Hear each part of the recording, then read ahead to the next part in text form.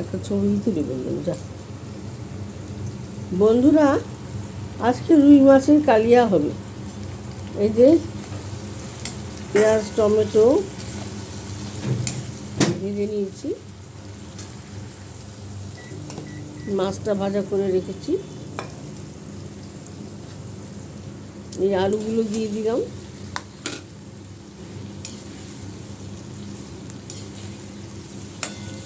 পেঁয়াজ ভাজার সময় নুন দিয়েছিলাম,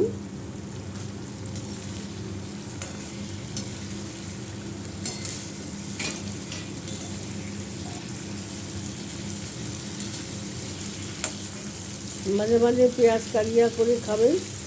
সবসময় ঝোল ঝোল খেতে খেতে আর ঝোল খেতে আর ভালো লাগে না।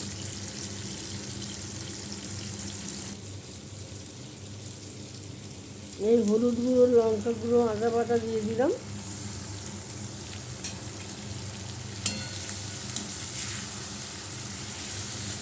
এইভাবে কালিয়া রান্না করে মাঝে মাঝে রুই মাছ দিয়ে খাবেন, ভালো লাগবে, মুখ পাল্টাবে।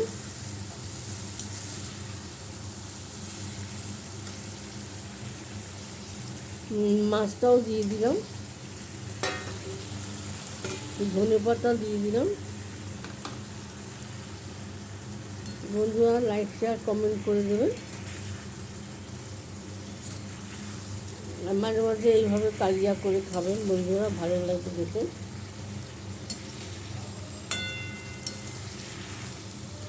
সবসময় ঝোল ভালো লাগে না।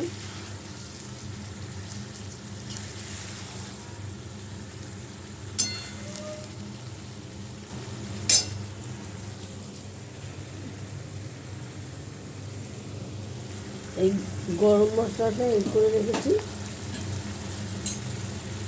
গরম মশলাটা দিয়ে দিলাম,